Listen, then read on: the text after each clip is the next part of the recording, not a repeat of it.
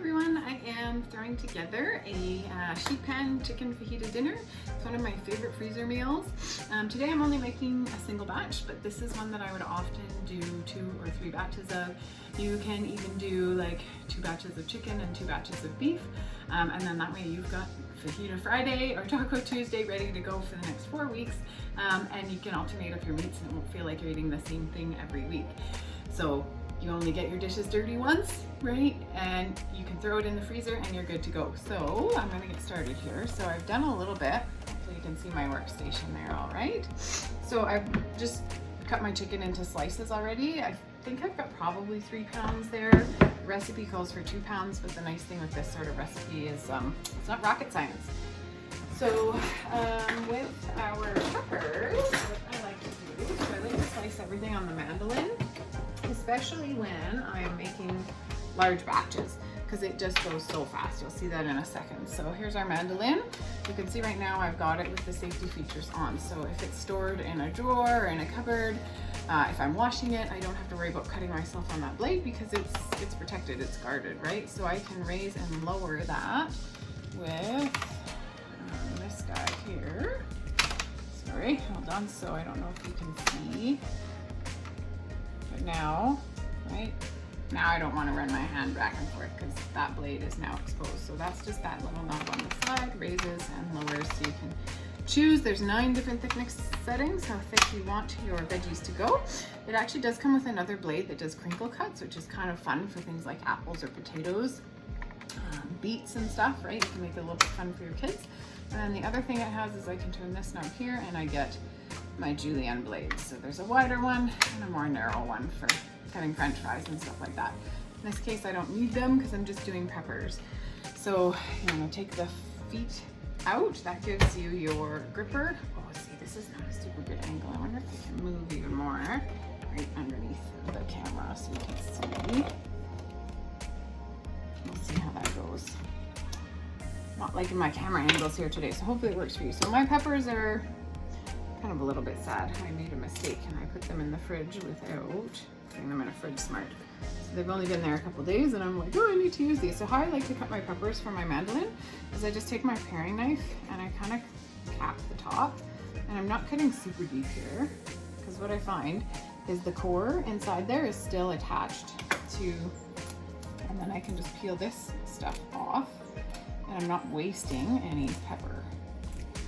I'm just gonna throw that right in with my chicken and we're good to go. And then I can just kind of stick my fingers in there, pull out the seeds, and I'm gonna kind of tap out the rest into my garbage can. And I've got like a nice hollow pepper there. So always use your blade guard with your mandolin. So I'm just gonna take that and stab it on, and it's got little grippers, pokey things on the inside there that grab right onto that. Now the key with your mandolin, see, I almost want to be on the other side, is speed. You don't really need to press down really hard, but if you go quickly, then it just cuts super nice. So just like that. So you can see if I was doing 3 or 4 batches of peppers and onions for this, how quickly it would go. So there's my sliced peppers. I'm just gonna quickly do up the other 2. So the other nice thing I like with the mandolin, super easy to clean. I actually really like our tumbler brushes for cleaning the mandolin. So if you're considering and investing in the mandolin, definitely put the extra 15 bucks into the tumbler brushes because they just get in between all these little kind of juice drainer things here. This also pops right out. So that's how you would change your blade to go to the crinkle cut blade, but it also is convenient for cleaning because you do sometimes get little bits of whatever stuck in there, right? So super easy to clean, really easy to store. As you saw, this folds flat, so you can store it flat. I store mine, I've got to be careful with this because it is sharp actually standing up in my cupboard. I just kind of lean it against the back wall, but it's nice and flat so it doesn't take up much storage space. So now I'm just gonna get these other peppers going. So this is a great recipe. As I say, it's kind of like one of those recipes I do when I look in my fridge and I think, okay, what have I got left over, right? That I need to kind of use up. And this always seems to be one that I have the ingredients for. See, so you can see how that one pepper there is kind of stuck, so I can just pop that off and then pull that guy out. All right, my last pepper here. I think the recipe might call for 2. It does, 2 peppers, but this is what I got and they all need to be used up. So I guess I'm doing like a batch and a half here. So I'll peel that off. So this, as with most of my freezer meal recipes, I would freeze this raw if I were going to freeze this. I'm going to cook this for dinner tonight though, but I would just take it in my big freezer container, mix it in with all the spices and freeze it raw. And then when you thaw it and cook it, it tastes like you just cooked it for the first time, right? But it also works, sorry, let me just get the seeds out of this pepper here, really well. Like this is more than we'll need for my little family for tonight.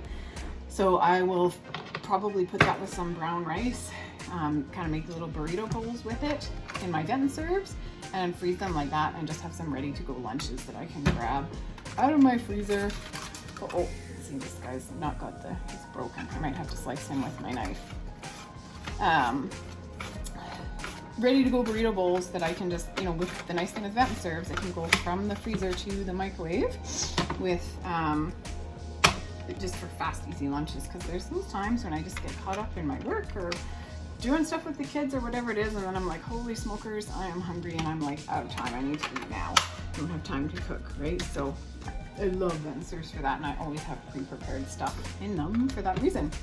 And then I'm going to do, the recipe calls for 1 red onion. I kind of got one sad little onion here that's been drying out in my fridge. So I'm going to use what I got. Again, kitchen sink kind of stuff, right? I look in my fridge, I see what I got, and I use it up. So I have plenty of brand new onions, but always start, right? Let's reduce food waste. I'm going to save those onion bits for the compost. And use up the stuff that's going to go bad first, right? In that case, that's this stuff. So same thing with your onions. Speed is your friend. There we go. And those are nicely diced up onions. I'm going to do a half of just a regular onion because I don't have enough onion. And these cook up like they caramelize on your sheet pan, so they get nice and sweet. Along with your sweet peppers, it adds a really nice sweetness to your chicken fajitas. And then of course you get your layers, right? So you layer up your meat and your veggies and then your salsa, your guacamole, your sour cream, whatever you want to add to it. I quite often just do salsa, keep it plain and simple. Greek yogurt is another great substitute. So there you can see I've put that back up to the blade guard and I can just throw that in the sink and have it ready for washing. So that's my slicing. Next up, okay, let's get this so you can see here. Ta-da! So there's all my peppers. You can see already, like this is a big bowl. This is an 18-cup bowl. So this recipe makes a lot. All right, so garlic, the recipe calls for 2 garlic cloves. So that means 4, right? 4 is 2 in garlic language. Whoops! Apparently I didn't have my thing attached. So, haha, there we go, learning moment, chop and prep. It does come apart. If you have a chop and prep at home and you've never taken your lid apart like that, you want to do that. Just take a butter knife or whatever, like the end of a fork. This one's too fat. But pop that in there because that is meant to come apart for cleaning. So, and then with my blades, I'm just going to chop up my garlic. Ta-da! So easy peasy, right? So I'm just going to grab a spatula here. And I'm going to all that garlic in there. So basically this is like a dump recipe. We're going to dump our chicken in there. We're going to dump our veggies in there and all of our spices. And then I'm going to put the lid on this bowl, shake it up to get it all mixed around.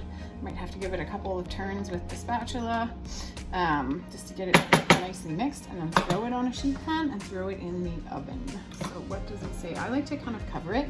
I do find the chicken dries out a little bit when it's in smaller slices in the oven. So I'll actually just throw my silicone baking sheet, because I have 2 of them. So I'll put one on the bottom, throw the other one on top, and then that way I'm not wasting foil and throwing it in the garbage, right? So what do we want next? We want chili powder. Whoopsies, I should have brought my measuring spoons over before I started. Have a bit of a measuring spoon problem. Let's I might be just a little bit obsessed, but you know what? I use them all, right? I use them all. There are days when I can't find a teaspoon because they're all in the dishwasher, so I don't think I have enough yet. So 2 teaspoons of chili powder, 2 teaspoons of dried oregano. So our spice shakers, another amazing investment. For one, my spice cabinet is super organized. I know exactly where everything is. I don't have to dig and pull out, you know, 6 different containers to find the one I want. I know exactly where the one I want is. Am I centered there? Hold on. There we go. And also it keeps it fresh, right? The containers you get from the grocery store, generally you can't guarantee that they're airtight, so your spices aren't going to last as long. You can extend the life of your spices from about 6 months in your grocery store containers or bags to 2 to 3 years in your Tupperware spice shakers, because you know that they're going to be airtight. So that was a teaspoon of garlic powder. Next up is 2 teaspoons of cumin. Here it is. I'm almost out. Well, actually, I know I'm not almost out because I got, the other nice thing is I buy the bags of spices, which are cheaper, right? Saves me money versus buying the container, or I buy in bulk and then I just refill these. So I always have, cumin is probably my most used spice. It's got to be up there, so I go through that like crazy. So 2 teaspoons of cumin, 1 teaspoon of smoked paprika. I highly recommend getting the smoked paprika. If I have about 3 types of paprika, I think, in my cupboard, but hugely different flavor than just regular paprika. It's worth it. It's smoky. It adds that nice smoky flavor, right? So 1 teaspoon of smoked paprika, 1 teaspoon of salt, and how much? 3 tablespoons of olive oil, which is just going to, well, first of all, the chicken's very lean meat, so adding that fat is going to give you a bit of flavor, right? It's just gonna make it taste better, and it's also gonna help your spices blend and mix onto that. So my lid, I did not pull out, it's way over in my drawer. So, but that is my sheet pan chicken fajitas. So I'm literally just gonna mix this, make sure the spices are covering everything, all my chicken, all my veggies, and that's gonna go in the oven. I've got the oven preheated to 350 degrees, and it's gonna go in for about 23-25 minutes, right? Just kind of check it when my chicken is the right temperature and pull it out, and my onions are gonna be nice and caramelized. The peppers will be like soft and delicious, and it's super simple chicken fajitas. Thanks for watching, everyone.